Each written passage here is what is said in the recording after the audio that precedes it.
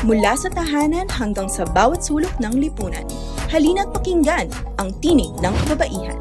Isang oras ng makabuluhang talakayan tungkol sa karapatan, karanasan, at hamon na hinaharap ng kababaihan. Tumutok tuwing Biyernes, 1:00 ng hapon sa Radyo Magazine 1278 AM at Capital 104.3 FM. Sumali sa online usapan sa ating live stream sa Facebook page ng Philippine Commission on Women, Radyo Magazine, at The Capital FM at sa YouTube channel ng Radyo Magazine. Sabado replay, meron din tuwing 12:00 ng tanghali sa Radyo Pilipinas, Radyo Publiko 738, TV Plus Channel 3 at the For the Box Channels 45 hanggang 49. Makinig, manood, at manindigan. Ito ang Tinig ng Kababaihan. Lakas ng pagpag, tinig kang tinig ng kababaihan, tanong na madahalaga niyang. Happy Independence Day, Pilipinas! Kayo po ay nakatutok sa programang tumatalakay sa gender equality at women empowerment. Mula po sa Philippine Commission on Women, ako po si Jessel Aquino. At ako naman po si Shara Absede. Maligayang araw po ng kalayaan sa ating lahat at welcome po sa ating programang Tinig ng Kababaihan. Mga ka-TNK, ngayon nga po ang 128th anniversary ng ating kasarinlan, kaya kami po ay bumabati ng Happy Independence Day po sa ating lahat. At dahil nga po Independence Day ngayon, curious lang ako, Miss Jessel.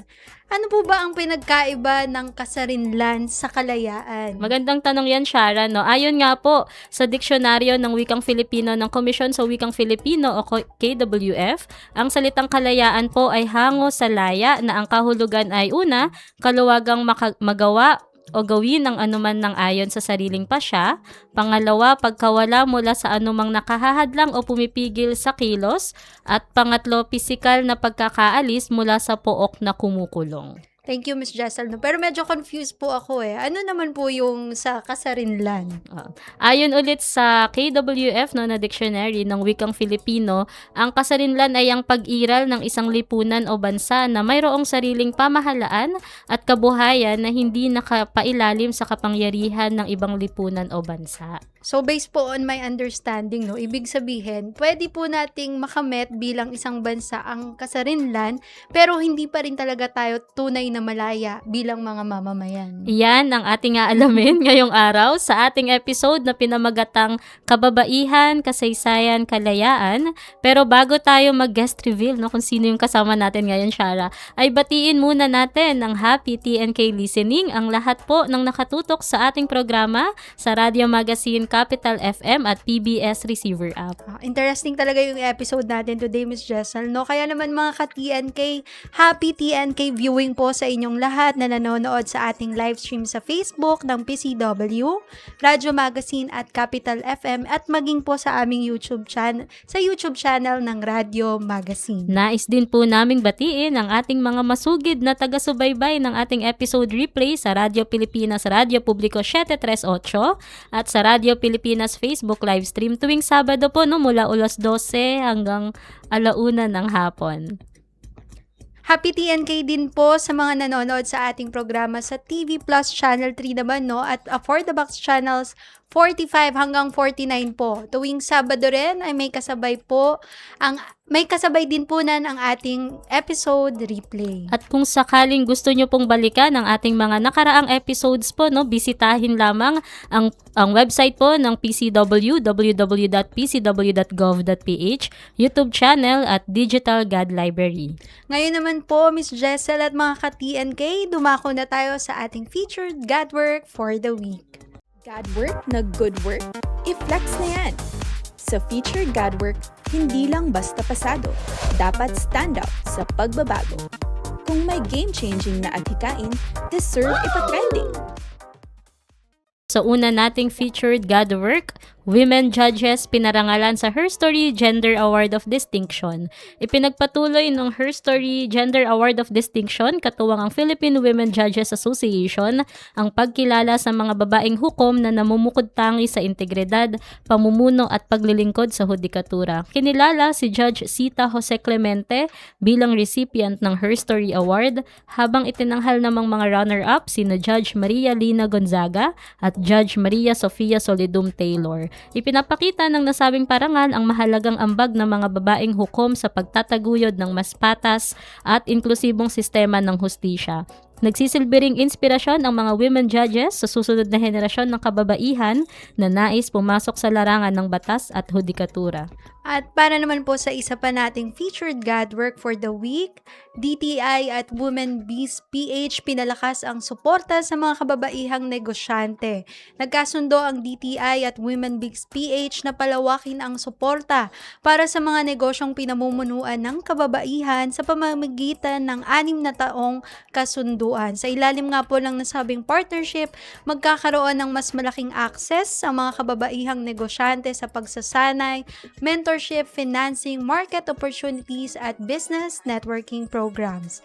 Layunin nitong matulungan ang mas maraming women-led, micro, small, and medium enterprises na mapalago pa ang kanila pong mga negosyo.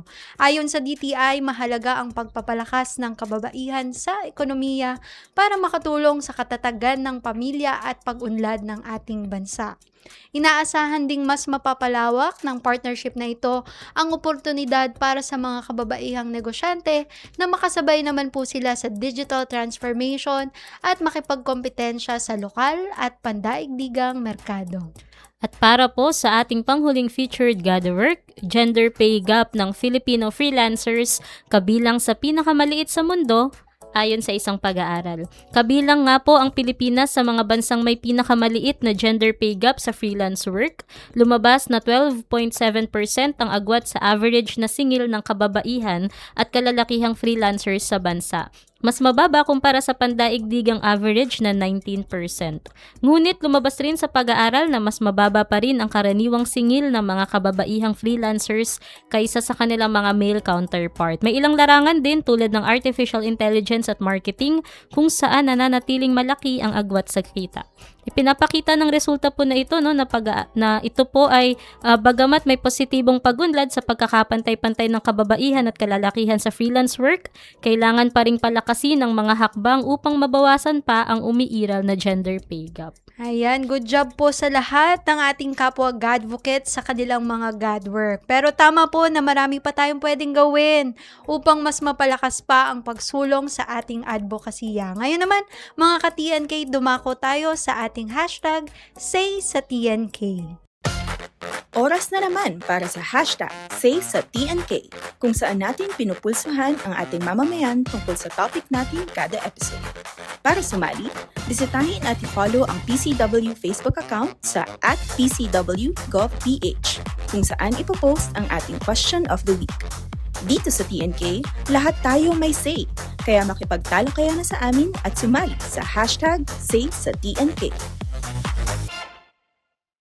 Para po sa ating Say sa TNK Question of the Week, dahil ipinagdiriwang po natin ngayon ang Philippine Independence Day, nais po nating malaman bilang isang babae, masasabi mo bang tunay ka ng malaya? Nakapost na po ito sa PCW Facebook page, official Viber channel at sa Godvocates Community Facebook group kung saan pwede po kayong mag-react at mag-comment ng inyong mga insights. Tandaan, dito sa TNK, lahat tayo ay may say. At upang alamin kung ano nga ba ang naging papel ng mga kababaihan sa ating kasaysayan, may makakasama po tayo na isang historian, professor at commissioner for education and academe sector ng Philippine Commission on Women. Sino nga ba siya? Abangan natin yan sa pagbabalik ng Tinig ng Kababaihan. Huwag munang lilipat, may mahalagang impormasyon ka pang dapat masagap sa pagbabalik ng Tinig ng Kababaihan. Lakas ng takbo, tinig kang tinig ng kababaihan, tanong na madahalaga niyang Pagtataguyod sa pampinansyal na katayuan, ekonomiya at kabuhayan. Mga mekanismong pang-institusyon para sa pagsulong ng kababaihan. Sa media ay ang tamang pagsasalarawan. Tumayo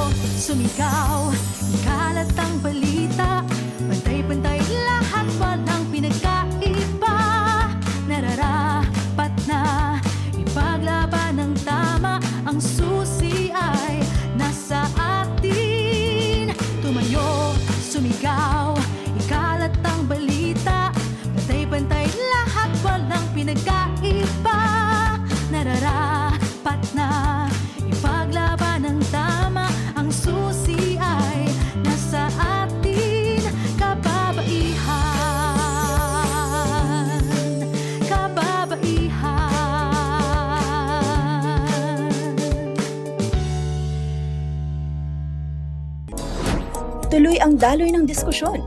Nagbabalik ang inyong kaagapay sa pagkakapantay-pantay at pagpapalakas ng kababaihan. Ito ang Tinig ng Kababaihan.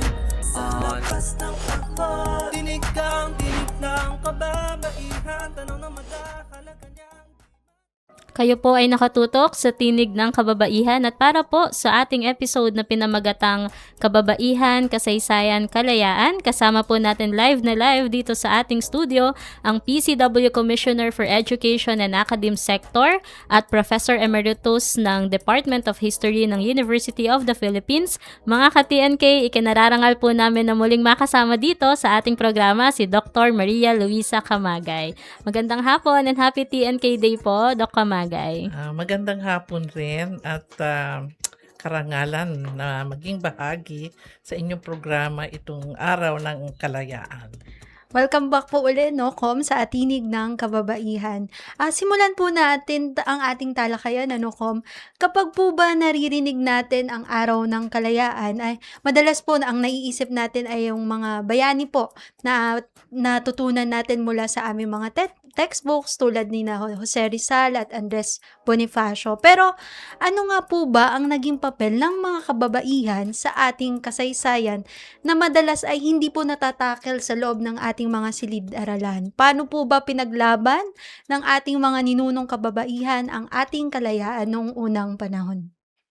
Siguro yun sa mga estudyante, mas maiisip nila yung origin, no, ng babae at lalaki sa atin. Kung babalikan natin yung story of creation natin, parang meron tayo kasing mito, no, na ang unang babae na si Maganda at yung unang lalaki na si Malakas ay lumabas ng sabay sa buho ng kawayan. So talagang dun sa ating creation story ay kakaiba dun sa creation story ng kanluranin kung saan si Eva ay nanggaling sa tadyang ng lalaki. So meron ng hierarchy kasi unang nalikha si Adan bago nalikha si Eva. So palagay ko dapat ang mga guro ay balikan nila yon, no, dahil napakahalaga na makintal sa isip ng ating mga estudyante at taong bayan na pantay, no, ang pagkakalikha ng babae at lalaki sa ating bayan. Ngayon na liban doon ay siguro isang problema kasi kung bakit hindi natatalakay ang babae ay yung ating textbooks ay talagang nakatutok sa mga kalalakihan, no? So mga lalaking bayani ang madalas lumalabas at kung titingnan natin ang textbook natin, ganun ang nangyayari. Tingnan lang natin yung index.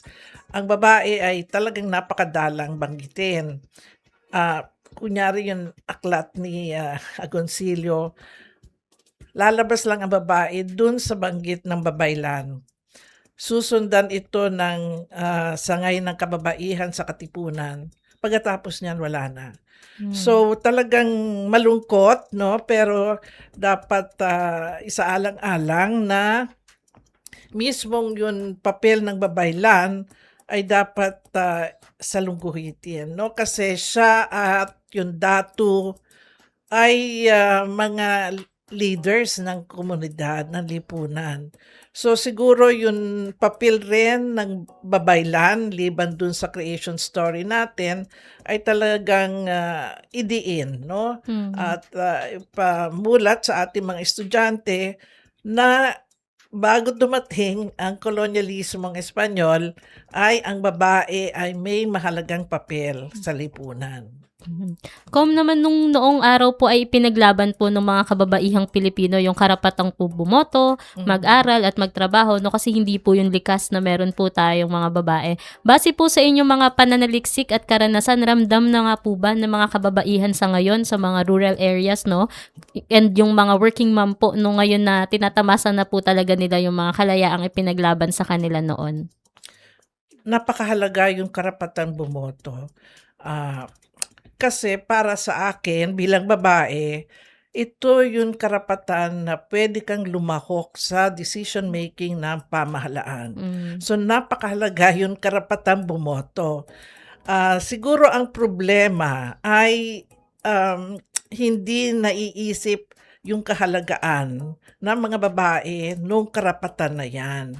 Madali silang mapabayad sa kanilang boto, madaling masabi na, ito yung gusto ko kasi ito yung popular, ganyan.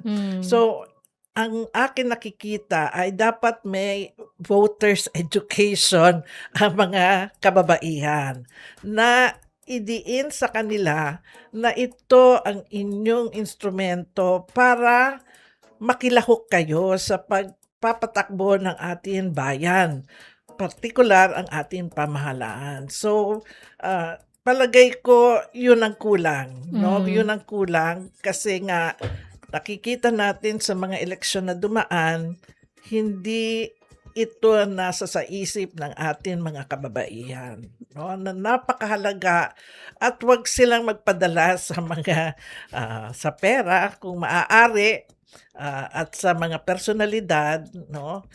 Para bumoto. Yun yung nakikita ko, voters education ng kababaihan ay napakahalaga. Ngayon naman po, no, kung pag-usapan naman po natin yung konsepto po ng kasarinlan o independence sa panahon po natin ngayon. Para po sa isang ordinaryong Pilipina, katulad po ng isang tendera, magsasaka o housewife, paano ba natin masasabing malaya siya? May tunay bang kasarinlan ang isang babae kung usaping pinansyal o pagdedesisyon sa pamilya na ang pag-uusapan? Gaya nung binanggit dun sa unang bahagi na ang kasarinlan ay yun hindi ka napapasailalim, no, sa anuman na ito man ay isang bansa o isang personalidad o tao. Sa palagay ko, bunga rin ng edukasyon. Malaking bagay yun na mamulat ang isang babae sa isang mulat or enlightened education. At nakikita ko naman ang Pilipina, bagamat very, sabihin na natin, nakaabot lang ng grade 6, meron pa rin, at least mulat sila, alam nila, no, ang karapatan nila, pero hindi mo pa rin maaalis yung kultura ng patriarchy sa ating bayan, no, na napakalakas ng sabihin na natin na paniniwala na ang lalaki ang dapat liderato, ang lalaki ang dapat umiral sa mga desisyon. So malaking proseso, no, pagbabago na dapat tahakin ng kababaihan kasi kahit siya educated at alam niya na ito ang karapatan niya, yun lipunan na kanyang kung saan siya kabilang o kalahok, very patriarchal pa rin. Yung kultura, in other words, ay malaking, sabihin na natin, bagay yan sa pagbabago. Pero hindi naman ako nawawalan ng pag-asa kasi ito ay isang mahabang proseso na darating dyan ang pagkamulat ng babae sa kanyang karapatan. Maraming salamat po no Kamagay sa iyong mga binahagi po sa amin. Mga ka-TNK, pansamantala po muna nating puputulin ang ating usapan. Maya-maya lang po ay alamin naman natin kung nasaan na nga ba ang Pilipinas pagdating sa pagiging malaya, ligtas at pantay ng mga kababaihan. Tatalakayin natin yan sa pagbabalik ng Tinig ng Kababaihan. Huwag munang lilipat. May mahalagang impormasyon ka pang dapat masagap sa pagbabalik ng Tinig ng Kababaihan. Lakas ng takbo, tinig kang tinig ng kababaihan. Tanong na madahalaga niyang Game, 1, 2, and... Paatuhon, balik at ulo, itapwetan, may wangat sus.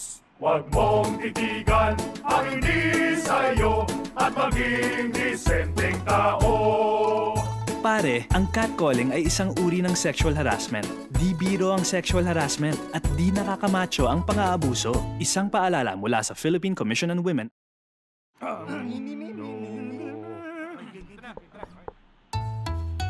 Ang sumit-sit ay bang-mang-mang, ang sumipol ay bang-hung-hang, ang babae sa lansangan Huwag iritan kundi igalang. Pare, ang catcalling ay isang uri ng sexual harassment. Di biro ang sexual harassment at di nakakamacho ang pang-aabuso. Huwag iritan kundi igalang. Isang paalala mula sa Philippine Commission on Women. Chong chong chong chong pasipol-sipol mga manong sa labas pagtigil at gumalang kaya ikaw sara bibig kundi maganda ang lalabas. Pare, ang catcalling ay isang uri ng sexual harassment. Di biro ang sexual harassment at di nakakamacho ang pang-aabuso. Kaya ikaw sara bibig kundi maganda ang lalabas. Isang paalala mula sa Philippine Commission on Women. Tuloy ang daloy ng diskusyon. Nagbabalik ang inyong kaagapay sa pagkakapantay-pantay at pagpapalakas ng kababaihan. Ito ang Tinig ng Kababaihan. Malakas ng takbo, tinig kang tinig ng kababaihan. Tanong na madahalaga niyang Welcome back po sa Tinig ng Kababaihan at para po sa pagpapatuloy ng ating episode na pinamagatang Kababaihan, Kasaysayan, Kalayaan, kasama pa rin po natin live dito sa ating studio ang PCW Commissioner for Education and Academe Sector, walang iba kundi si Dr. Maria Luisa Camagay. Ayan, Dok, para sa pagpapatuloy po ng ating kwentuhan, sabi nga po nila mahirap maging malaya kung namumuhay ka po no sa takot at bahagi po ng advokasya para sa kababaihan yung protection po laban sa karahasan at yung tinatawag po natin na bodily autonomy o yung karapatan po ng babae sa kanyang sariling katawan. Bakit po ito itinuturing na isa sa pinakamahalagang aspeto ng tunay na kalayaan para sa mga kababaihan po ngayon? Actually, bago dumating ang mga Espanyol, very sexually free ang Pilipina. Ang makikita natin yan, of course, very stigmatized kasi ang mga Kastila ay yung religion ng Katolisismo, either you were a saint or a whore, no? So parang napansin nila, laya, no? Malaya ang Pilipinas sa kanyang sariling katawan. At na ano lang ito, na stigmatized dahil nga sa Katolikong relihiyon. Pero dahil sa feminismo ngayon, bumabalik, no? At parang binabalikan ng Pilipina yung kanyang kalayaan sa kanyang sariling katawan. So parang ito yung kalayaan to decide what she wants with her body. Siyang nagpapasya, gusto ba niya magkaroon ng anak o hindi. Siya yung nagpapasya na maki-apid sa pati mismo yung kanyang preference as a gender, no? Kasi parang napakahalaga yan dahil nung panahon ng Espanyol, meron na tayong words na hindi lang lalaki at babae. Sa diksionaryong luma, may mga binabae o bayot. So, it means na aware at alam ng mga ninuno natin na hindi nakatali ang gender sa dalawa lang, no? Dahil may existing terms dun sa ating mga lumang diksyonaryo. So, aware. At maganda na binabalikan ito ng mga Pilipino na meron tayong maraming kasarian. We're giving space to all, no? At dito nga, nabasa ko 27 June, magkakaroon ng Pride Month na lahat ay lalahukan, LGBT+, etc. Dito at magandang maging malaya, no? Kasi mabigat sa kalooban ng isang tao kung hindi niya ma-express, no? Yung kung ano ba yung kanyang preference talaga at hindi siya nakakulong sa babae lamang at lalaki at malaya siya. No? I think that will give parang a very good sign of mental yung mga mental health of Filipinos when they are not stigmatized, no, hindi sila pagdidirian, ituturing na hindi normal kung sila ay umasal ng ganito. So, malaking bagay. So, hindi lamang sa babae, kung hindi sa iba't ibang mga kasarian na maging malaya sa kanilang preference. No? Thank you po, Kom, no? So, tama po, no? Nandun na po tayo sa progress. At may progress po yung ating as a society when it comes to sa mga ganitong usapin po, no? Speaking of progress, kung ikukumpara naman po tayo sa atin pong mga neighboring countries, mga karatig bansa sa Asia, nasaan na po kaya ang Pilipinas pagdating sa pagiging malaya, ligtas, at pantay po na pagtingin sa kababaihan sa lipunang ito? Saan po tayo lumalamang at saan naman pong aspeto yung medyo po may room for improvement pa po tayo? Gaya nung nabanggit na study, in terms of gender equality, mataas tayo sa Philippines.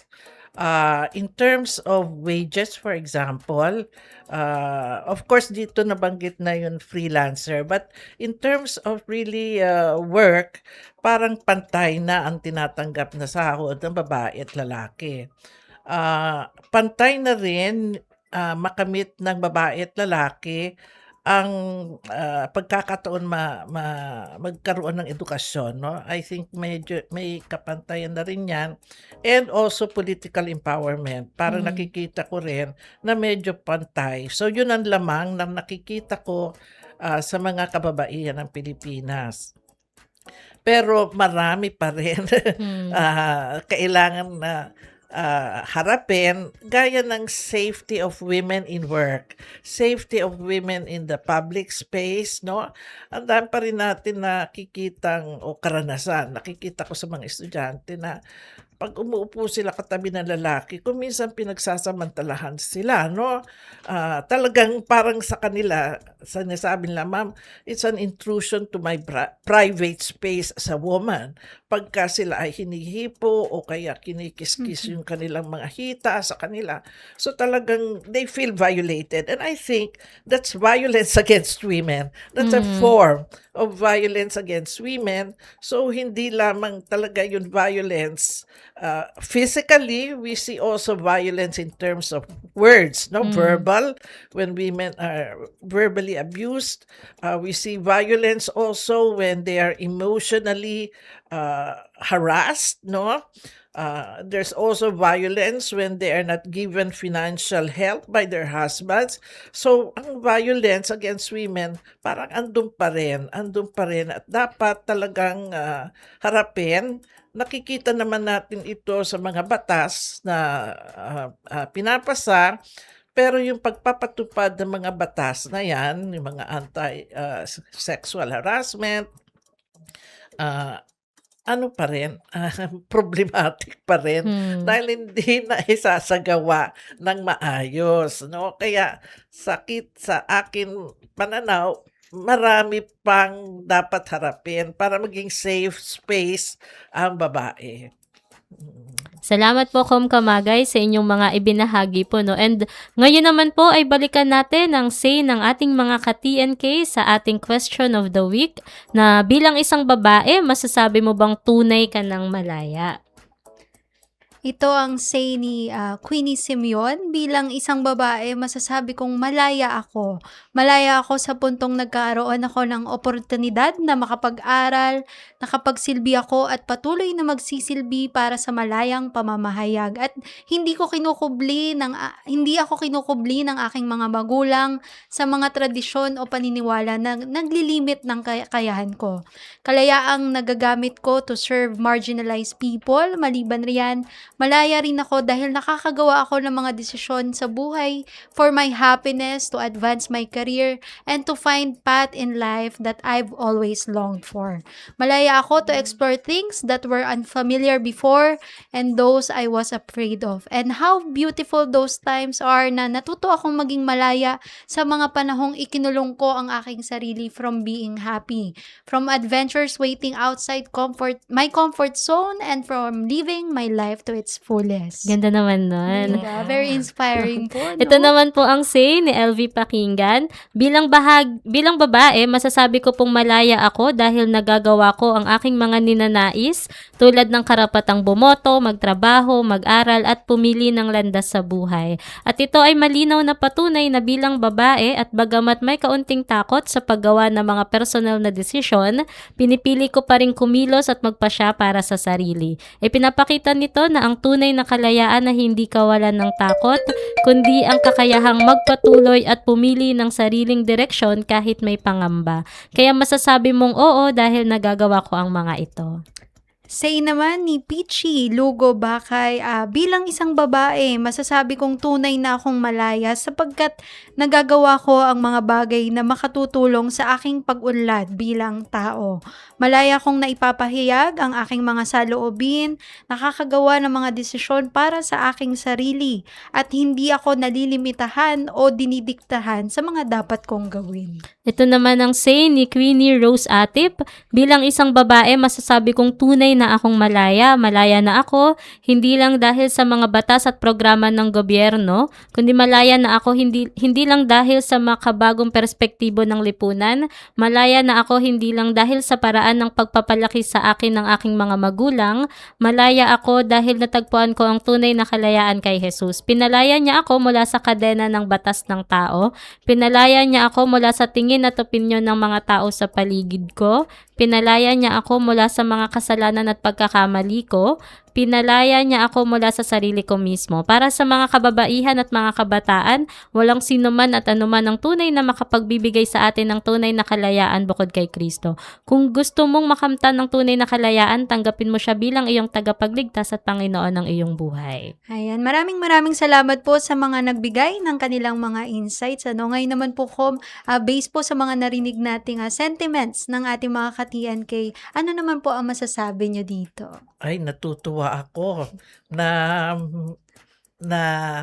na-express nila na malaya sila. Talagang nakita ko na napapahalagaan nila, no? Yung kalayaan na kanilang natatamo, kalayaan sa pag-iisip, sa kanilang mga kilos, yung makamtan nila ang kanilang mga ambisyon. So ako, masaya ako. Sana ay ipagpatuloy nila ang ganitong kaisipan at sana ay maisip nila na dapat malaya rin sila sa kanilang karapatang bumoto. Ayun. Bumoto po tayo ng tama. Yes. Bumoto ng tama. Opo. Ayun. Muli, salamat po sa mga nakibahagi sa ating say sa TNK at sa ating pagbabalik po. Alamin naman natin kung paano pa mas maisasabuhay ang tunay na diwa ng kalayaan. Abangan yan sa pagbabalik ng Tinig ng Kababaihan. Huwag munang lilipat.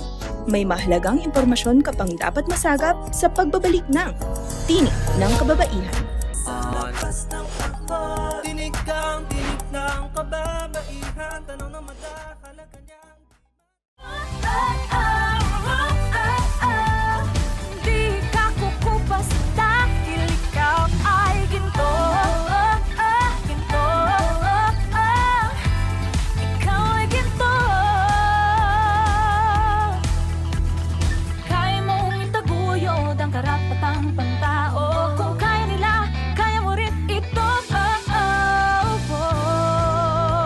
Kaya't wag mong kalimutan, ikaw ay ginto.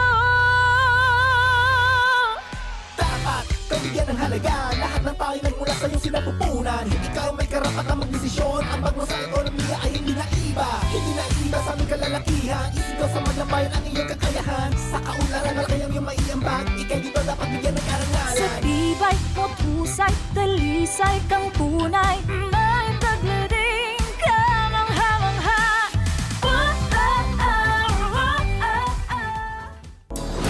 Tuloy ang daloy ng diskusyon. Nagbabalik ang inyong kaagapay sa pagkakapantay-pantay at pagpapalakas ng kababaihan. Ito ang Tinig ng Kababaihan.